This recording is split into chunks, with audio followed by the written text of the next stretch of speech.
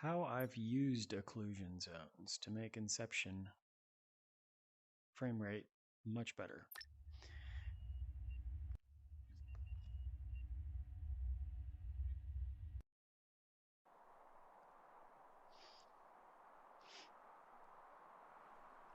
So you can see all this stuff loading in down here underneath the surface of the map. And I wanted to hide as much of it as I could without causing anything to flash in and out of view, even though that's what's actually happening with it. So what I've done is there is one big occlusion zone that covers a large portion of this underground section here, right? You can see it pretty well from down here. So this one covers this large section, and that is covering, and it's set up to do a group occlusion, and it is containing the giant capture.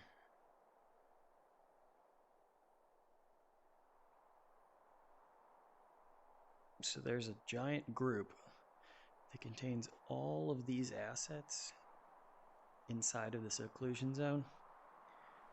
However, what it doesn't contain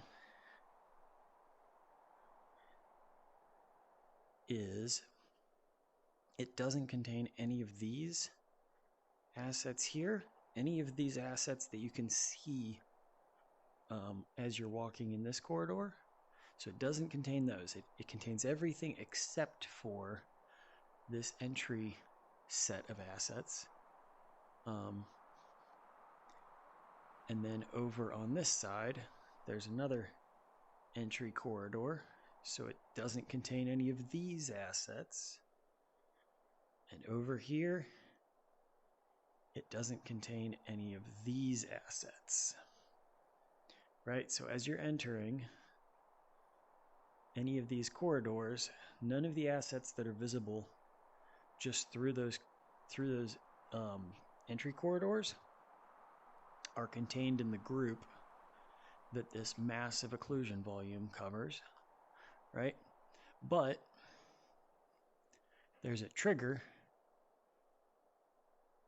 that once you're in that corridor, everything around all of these assets become triggered that are occluded, become triggered by being inside of this trigger volume, right?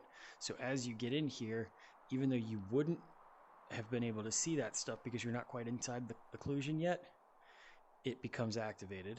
And then because this occlusion volume didn't quite cover everything over here, I added a trigger over here just to cover that area so that none of these assets that, while they're not, or they're part of the occlusion volume over here, even though you're not in that, you want to be able to see it when you're over there. You don't want to lose track of it.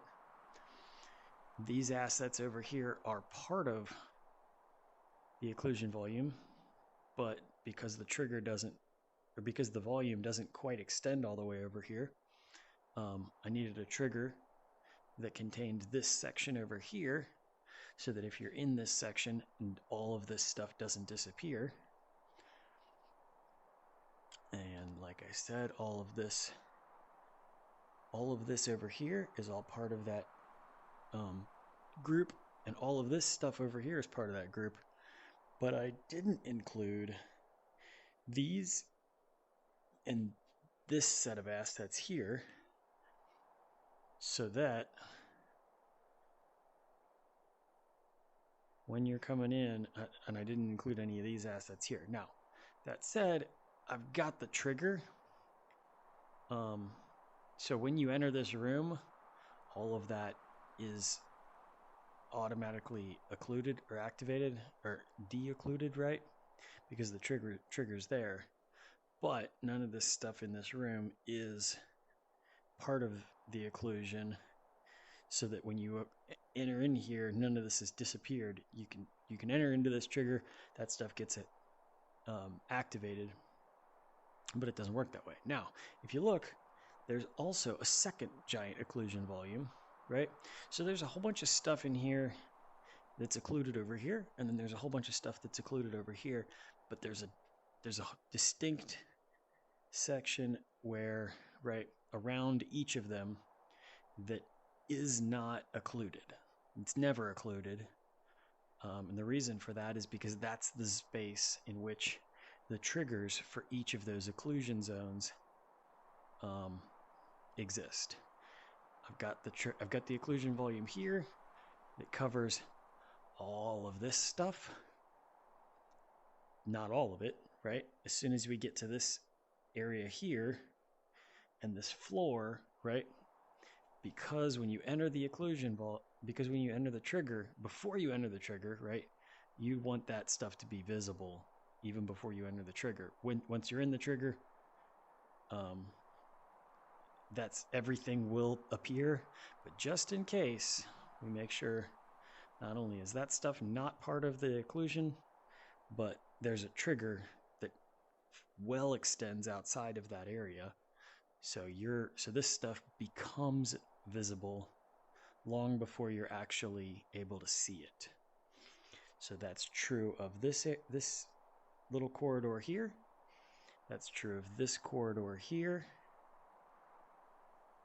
Right? As you're coming down this way, this asset here and the floor and these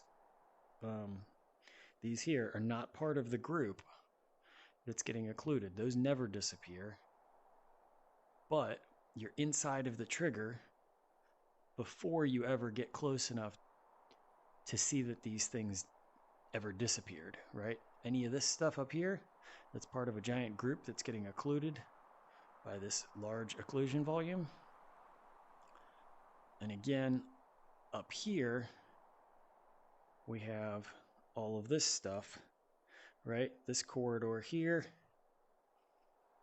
that as you're coming down, none of this is ever getting occluded, but we have a giant trigger here to make sure that before you ever make it to where you could see that stuff down there that's getting occluded, the trigger makes it appear. So each of these large underground spaces that contain lots and lots of assets have an occlusion around them, and those assets, or that these zones have tons of assets in them that are all grouped, right? It's one giant group that doesn't include the floor, and it doesn't include the wall that you see when you come in that way. It doesn't include the stuff around the entry, right? So nothing disappears from up here where you're looking in, and nothing disappears from in here when you're looking in, and nothing disappears from up here when you're looking in. But you enter into the trigger so that it all appears long before you get inside of it. Does that make sense? Same is true over here with this one. All that stuff that's disappearing is inside of this trigger, this volume, but long before you can see it, you enter into this trigger so that when you come in, all of that stuff appears and you can see it. Make sense? Same is true over here. You enter in, all that stuff appears long before you actually get inside to see it. And over here, all that stuff appears before you actually can get close enough to see it. Hopefully that makes sense. Now, because this is a wide open space, and I can't even make a trigger that's truly big enough to show or to cover all of this, right? Because you can take a ship and fly it outside of the trigger if you were to make an occlusion up here, right? So none of this stuff up here is part of an occlusion. This is all This is all the map that's always visible. And so when you're inside one of those occlusions down below, you see all that stuff down there, and technically all this stuff up here is still getting drawn when you're looking in this in a direction to be able to see it. It's technically still getting drawn, unfortunately, but maybe someday come up with some way of adjusting for that. But that's how I've done occlusion on this map, and if you play it, hopefully you find that it works well. It was 751K polys, but with those big occlusion zones, I find that it works really well. So that's I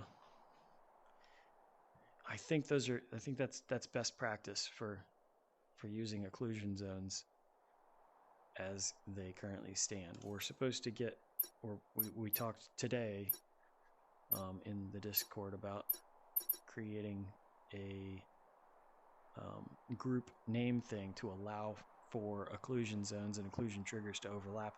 If we get that in one of the upcoming updates, that'll be really cool. We'll be able to do so much more. But that is a conversation for another day. Thanks for watching. Good luck out there, Guardians.